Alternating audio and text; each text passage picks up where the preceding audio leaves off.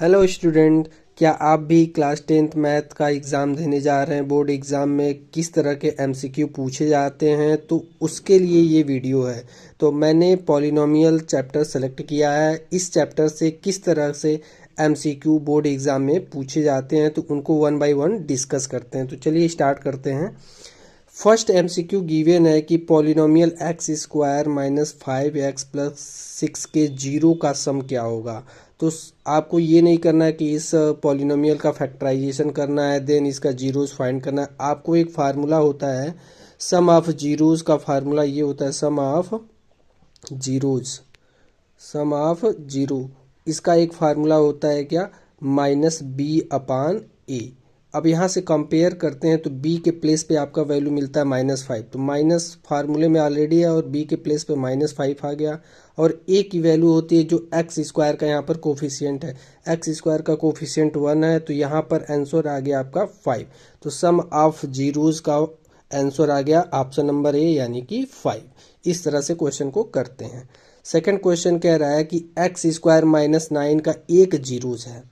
तो अब x square minus 9 में हम एक्स की क्या वैल्यू पुट करें कि वो जीरो के इक्वल दे देगा। तो जिस पर जीरो के इक्वल देगा वो वैल्यू उसकी जीरोस कहलाएगी। तो यदि एक्स की प्लेस पे 3 रखते हैं तो 3 का स्क्वायर करते हैं 9, एंड 9 में से 9 गया तो क्या हो गया, जीरो आ गए।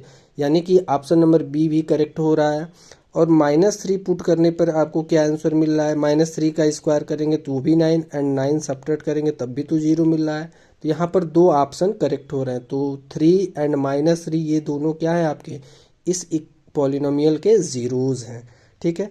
नेक्स्ट क्वेश्चन कह रहा है कि एक्स स्क्वायर प्लस 1 के जीरोज हैं।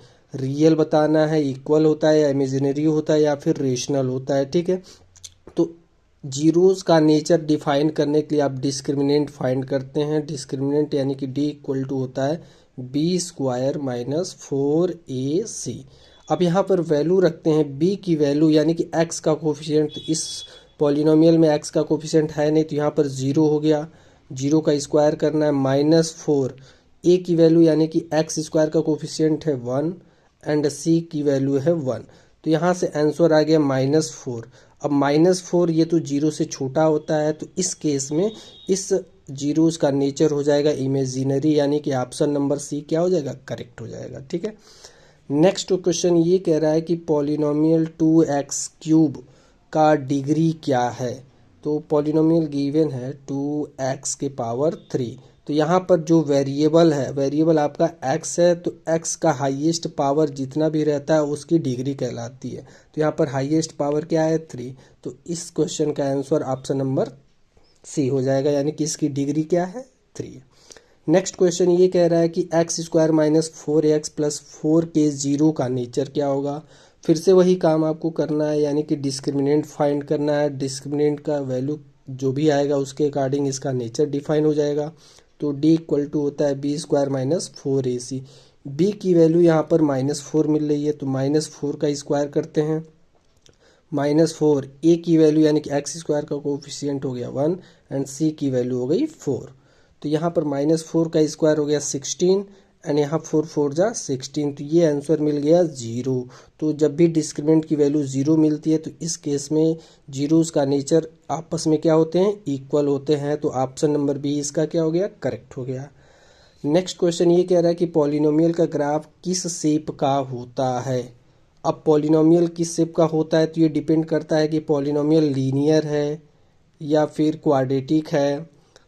लीनियर है, क्वाड्रेटिक है या क्यूबिक है। यदि आपका पॉलिनोमियल क्वाड्रेटिक रहा, कैसा रहा, क्वाड्रेटिक, ठीक है, तो उस केस में आपका जो ग्राफ होगा वो पैराबोला होगा। यदि आपका क्वाड पॉलिनोमियल लीनियर है तो उस केस में आपका क्या हो जाएगा, ग्राफ हो जाएगा लाइन में हो जाएगा। ठीक है। तो इस ऑप्शन का क्वेश्चन पे डिपेंड करता है। अब नेक्स्ट क्वेश्चन कह रहा है x square minus 7x plus 10 के जीरो का प्रोडक्ट क्या होगा। ठीक है। तो अब जीरोस का प्रोडक्ट यानी कि इसके लिए एक डायरेक्ट फार्मूला होता है प्रोडक्ट ऑफ जीरोस। तो प्रोडक्ट ऑफ जीरोस का फार्मूला ये होता है, क्या होता है भाई, c अपान a। तो c की वैल्यू यहाँ पर कांस्टेंट टर्म क्या है, 10 है। एंड ए की वैल्यू यानी कि एक्स स्क्वायर का कोफिशिएंट क्या है 1 है, डिवाइड करेंगे तो आंसर क्या आ गया 10। तो इस तरह से इसका ऑप्शन नंबर ए क्या हो गया, करेक्ट हो गया। नेक्स्ट क्वेश्चन ये कह रहा है कि लीनियर पॉलिनोमियल का डिग्री होता है। लीनियर पॉलिनोमियल लाइक एज मैं एक लीनियर पॉलिनोमियल लिख रहा हूँ x+3, तो इसमें वेरिएबल क्या है x है, तो इसकी हाईएस्ट पावर कितनी दिख रही है 1 है। तो लीनियर पॉलिनोमियल की डिग्री ऑलवेज क्या होती है 1 होती है। तो ऑप्शन नंबर बी करेक्ट हो गया। नेक्स्ट क्वेश्चन ये कह रहा है कि क्वाड्रेटिक पॉलिनोमियल का मैक्सिमम जीरोस क्या होते हैं। तो जैसे क्वाड्रेटिक पॉलिनोमियल मैं एक लिख रहा हूँ x² + 2x + 3, तो ये एक क्वाड्रेटिक पॉलिनोमियल है बिकॉज ऑफ x का हाईएस्ट पावर कितना है 2, तो जितना हाईएस्ट पावर रहता है उतने ही नंबर ऑफ जीरोज होते हैं। तो मैक्सिमम इसके जीरोज कितने हो सकते हैं 2। ऑप्शन नंबर बी करेक्ट हो गया। लास्ट क्वेश्चन हम करते हैं, पॉलिनोमियल x³ का नंबर ऑफ जीरोस कितना होगा।